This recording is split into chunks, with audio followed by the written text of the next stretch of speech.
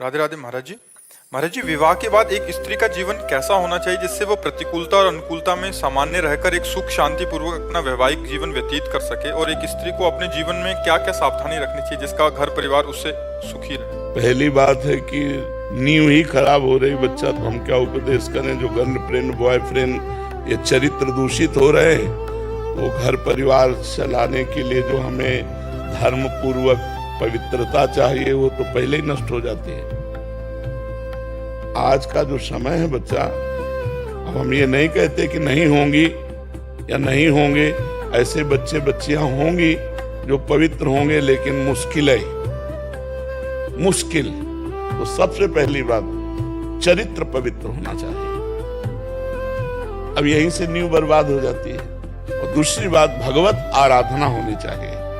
अगर भगवत आराधना और चरित्र पवित्र है और अपने पति को भगवान के रूप में देखती है, तो उसका जीवन परम मंगलमय रहेगा।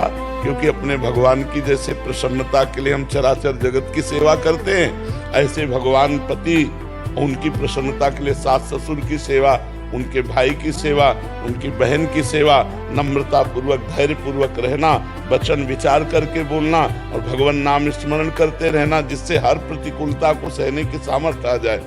अपने पति के सिवा उत्तम के बस असमन माही, सपने हूँ आन पुरुष जग नाही। स्वप्न में भी कोई और पुरुष भी है, ऐसी भावना ही न हो, केवल पुरुष भाव अपने पति में ही हो। फिर मध्यम परपति देखे कैसे, भ्राता पिता पुत्र निज जैसे। जो दूसरी कोटि की पतिव्रता है वो समान वाले को भाई, बड़े वाले को पिता, छोटे वाले को पुत्र के समान कभी पुरुष रूप में काम भाव से वो देख ही नहीं सकती है। तो अपने को चाहिए कि हम हमारे यही जवान रुक जाती है कि जब नींव ही खराब है तो क्या उपदेश करें। कोई विरला ही ऐसा होगा जो अपने चरित्र को बचावे।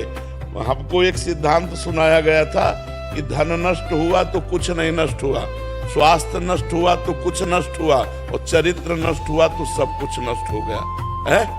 अब उल्टा है, तो चरित्रवान ही चाहे पुरुष हो चाहे स्त्री हो, वही सद्गृहस्थ है जो चरित्रवान है, जिसका चरित्र पवित्र है और सदग्रंथों का स्वाध्याय करे। जैसे रामचरितमानस है, भागवत है, अपने घर में बैठ करके 10-20 मिनट 30 मिनट कुछ कीर्तन करे, ठाकुर जी की आरती पूजा करे, परिवार की सेवा करे, पति की सेवा प्रधानता रखे, ठाकुर जी की दूसरे नंबर में, ठाकुर जी की सेवा दूसरे नंबर में, गृहस्थ जो सदगृहस्थ पत्नी है उसको रखे। अब उसको ऑफिस जाना है, अब ठाकुर जी की आप आरती कर तो रख दो आरती, पहले उसकी रसोई बनाओ, टिफिन लगाओ, उसको पवाओ, उसको जाने दो, फिर बाद में पर्दा खोलो और एकांत में ठाकुर जी की आराधना करो, नाम जप करो। अपने पति को भगवान का स्वरूप समझे, पर पुरुष की तरफ दृष्टि न रखे, और धैर्य पूर्वक पति की प्रसन्नता के लिए सास ससुर की सेवा करे, पति के परिवार के अनुकूल रहे धर्म पूर्वक, तो उसे गृहस्थ में रहते हुए भगवत प्राप्ति हो जाएगी। जो अपने पति को भगवान समझती है वो त्रिकालज्ञ हो जाती है,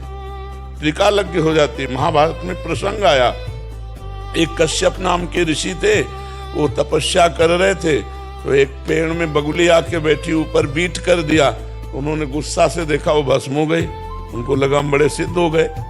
तो एक घर में भिक्षा मांगने के लिए गए, भिक्षाम दे, तो एक देवी निकली, पतिव्रता थी, उन्होंने कहा महाराज कुछ मिनट ठहरो, अभी मैं आई। और उधर दूसरे दरवाजे से उसके पति आ गए, तो पति की अगवानी की, चरण पखारे, बैठाला, थोड़ा जल पिलाया, फिर कहा भगवान आपके घर में संत आए हुए हैं तो उनको हम भिक्षा दे आए। उनका अवश्य अवश्य। तो कुछ फल मूल आदि लेकर के गई, तो नाराज हो गए, इतना विलंब कैसे कर दिया। तो महाराज हमारे पति आए थे, उनके स्वागत में, उनके सम्मान में विलंब हो गया। तो उनका तुम मुझे ऐसे वैसे समझते हो क्या कि हम दरवाजे पर इतनी देर से। बोले महाराज गुस्सा मत हो, हम वो पेड़ की बगुली नहीं है कि तुम ऐसे देखोगे भस्म हो जाएंगे। वो कश्यप जी कांप गए कि ये बात एकांत की हमारे सिवा और कौन जानता है। तो बोले देवी तुम कैसे जान गए? बोले अपने पति की सेवा के प्रभाव से मैं त्रिकालज्ञ हूँ, भूत भविष्य वर्तमान तीनों काल का ज्ञान है। पति की सेवा से अनुसुईया जी ने भगवान को 6-6 महीने के बालक बना दिए। 3 भगवान जो अपने ब्रह्मा विष्णु महेश गए, पति की सेवा के प्रभाव से यमराज की भी बुद्धि को चक्कर में डाल दिया सावित्री जी ने। बहुत बड़ी महिमा है अपने पति को भगवान समझकर, पर अनुकूलता और प्रतिकूलता को सहने के लिए भगवान का भजन, शास्त्र स्वाध्याय, सत्संग ये नहीं होगा तो प्रतिकूलता में फिर हमें द्वेष हो जाता है। अनुकूलता में तो राग होता है, प्रतिकूलता में द्वेष हो जाता है। राग द्वेष नहीं, प्यार होना चाहिए। प्रेम में देना ही देना है, लेने की भावना नहीं होती, सुख देने की भावना होती प्रेम में। तो अपने पति से प्रेम करे भगवत भाव से, और नाम जप करे, सत्संग सुने, शास्त्र स्वाध्याय करे, बहुत बढ़िया सदगृहस्थी पार हो जाएगी और भगवान को प्राप्त हो जाएगा। महर्षि एक प्रश्न है, आगे का प्रश्न है महाराज जी, जैसे आपने बोला कि कोई बिरला ही बचा है कि जो इस चरित्र में ना पड़ा हो, फिर उसके बाद महाराज जी उसके बाद अभी शादी घर वालों की अनुकूलता में कहीं करनी पड़ी और शादी हो गया महाराज जी, उसके बाद क्या पुराने वाले से संबंध, एक पहली बात महाराज जी उससे घर टूटता है महाराज जी, और दूसरी बात महाराज जी क्या उनको हम सच्चाई बतानी चाहिए पतिदेव को? ऐसा आया हमारे पास एक कि बताया तो फिर पूरा नष्ट भ्रष्ट हो गया। हाँ, वैसे कोशिश करनी चाहिए कि ना बताए जो गलती हो गई, क्योंकि उससे पति के प्यार में लघुता आ जाएगी।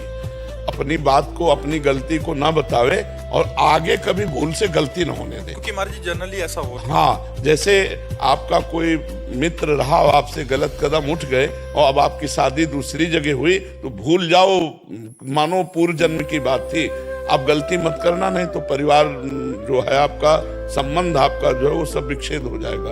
अगर आप ईमानदारी से पति से बता दिए तो उसका मन मलिन हो जाएगा, आपके प्रति अच्छे भाव नहीं रहेंगे।